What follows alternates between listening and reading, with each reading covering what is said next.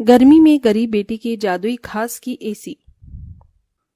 ओह, कितनी गर्मी लग रही है। ऊपर से ये टेबल पंखा भी मरमर कर चल रहा है।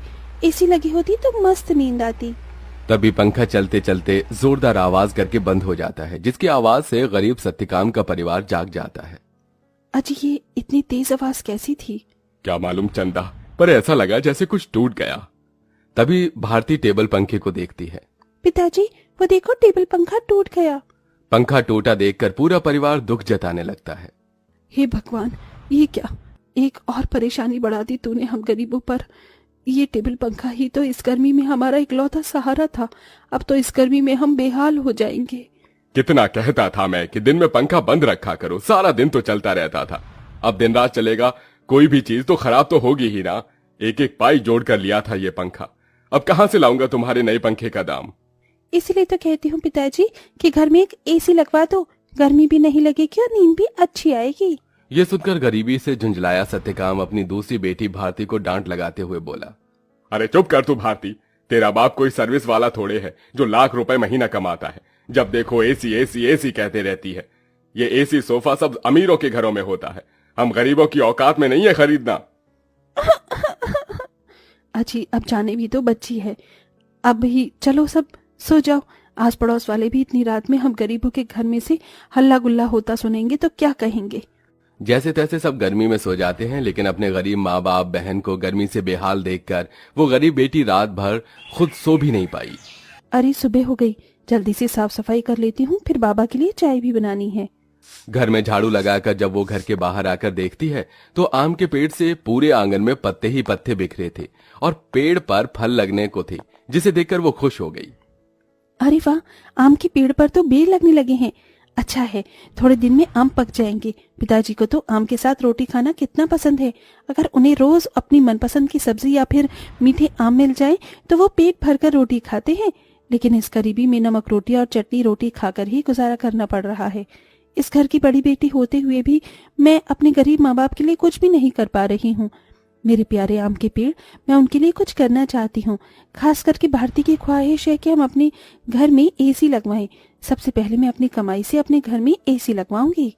गीतू रोज ही अपने आंगन में लगे उस आम के पेड़ से अपना सुख दुख बांटती थी। वो पेड़ जैसे उसके परिवार का हिस्सा बन चुका था, क्योंकि गीतू ने 5 साल की उम्र में आम की गुठली बोई थी और हर दिन उसमें खाद पानी डालती, जिससे आज पेड़ इतना विशाल और फलदार था। पेड़ के नीचे हर कुछ दिनों में घास उगाती, जिसे गीतू जुगाड़ लगाकर कभी घास की चटाई तो कभी कालीन बुना करती थी। गीतू, मैं और तेरे पिताजी जमींदार के खेत पर जा रहे हैं काम करने। माँ, आप और पिताजी अपनी खेती खुद क्यों नहीं उगाते? वो जमींदार तो यही चाहता है कि हम गरीब लोग सारी जिंदगी उसकी गुलामी करें। तभी तो धूप में वो आपसे गधों की तरह काम करवाता है और सिर्फ 100 रुपए ही देता है पूरे दिन के। पिताजी, आप ही तो कहते हैं ना कि हम गरीब किसान मिट्टी से सोना उगाते हैं। हाँ बेटिया, लेकिन एक गरीब के लिए 2 रोटी कमाना रोज की कठिन चुनौती होती है, जिसे पार करना पड़ता है। सत्यकाम और चंदा चिलचिलाती कड़ी धूप और गर्मी में खेत पर आते हैं, जहां जमींदार ठाठ से कुर्सी पर बैठा था और नौकर छतरी लिए खड़ा था। ओहो, बाप रे बाप, कितनी गर्मी है, आग बरस रही है। इतनी गर्मी में तो एसी की ठंडी हवा छोड़ने का मन ही नहीं करता। राम राम मालिक।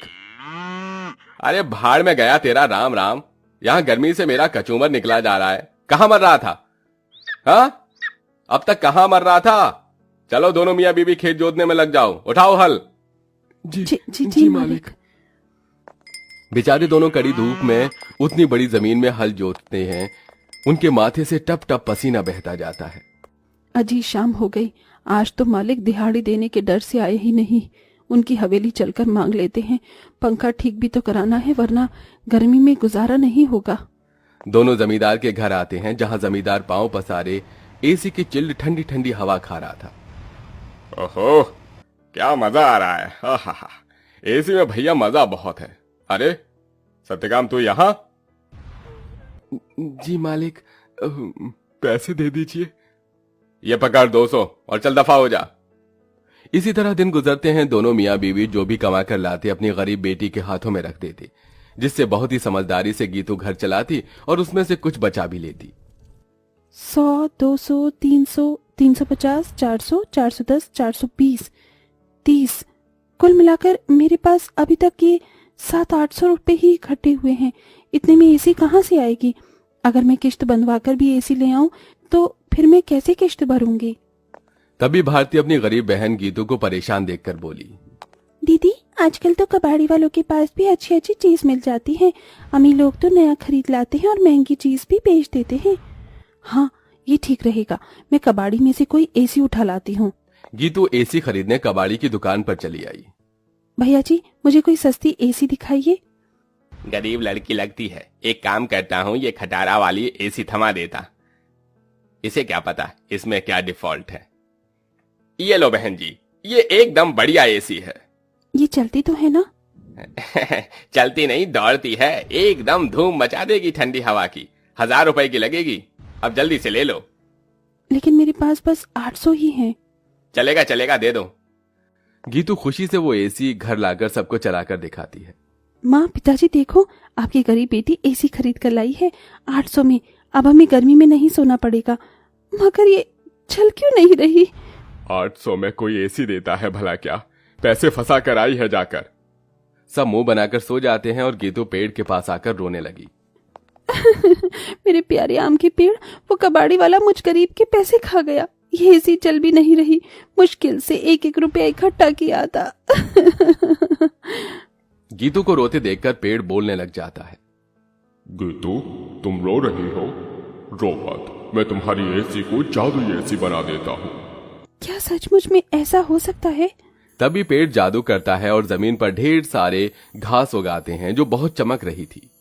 गीतू, इस जादुई घास को मैंने अपनी शक्ति से उगाया है। इसे एसी में लगा दो, ये एसी जादुई हो जाएगी।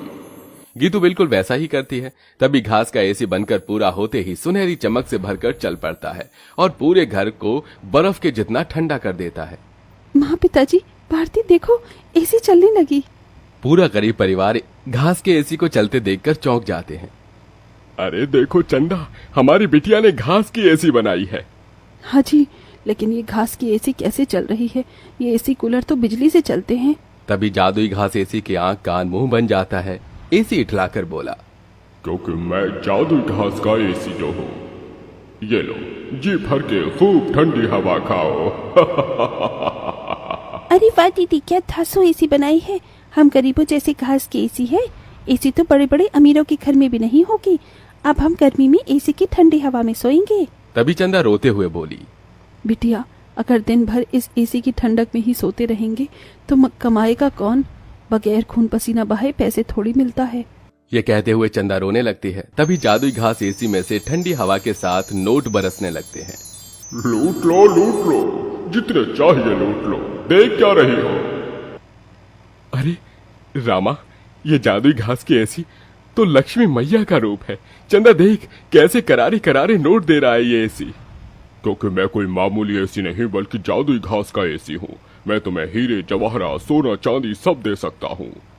एसी के इस कथन को सुनकर गीतू ने उसे आजमाया।